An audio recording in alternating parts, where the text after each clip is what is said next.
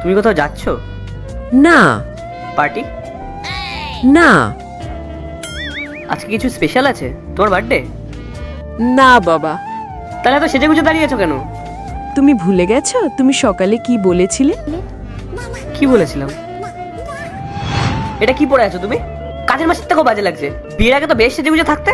আর এটা ম্যাচিং করে ওড়না পরা হলো। আর আমি দেখেছি প্রত্যেকটা চুড়িদারের সঙ্গে একই ওড়না। ড্রেসিং সেন্সের তো আর কোনো মান ইজ্জত রাখলে না। বউ না, কাজের মাসি নিয়ে এসেছি আমি। কালকে আমার বন্ধুরা এসেছিল, তোমাকে দেখে কাজের লোক ভাবছিল। বিকালে যেন এসে আমি তোমাকে এই চুড়িদার পরে না দেখি। বুঝতে পেরেছো? আরে বসে আছো কেন? যাও কি খাবার বানাও। খাবার? কিসের খাবার? আমি তো কোনো খাবার টাবার বানাইনি। তো খাবো কি আমি এখন?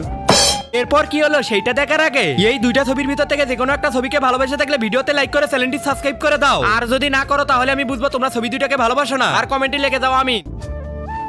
আরে বাবা, আমি এখন এই ড্রেস পরে রান্না করব। আর তাছাড়াও আজকে আমি পার্লার থেকে ম্যানিকিউর পেডিকিউর করে এসেছি। এখন আমি রান্না করতে গিয়ে রান্না করে হাত নোংরা করব নাকি? যদি তোমার খাবার খেতে হয় তুমি বাইরে গিয়ে খেয়ে আসো, আর না হলে অনলাইনে অর্ডার করে নাও।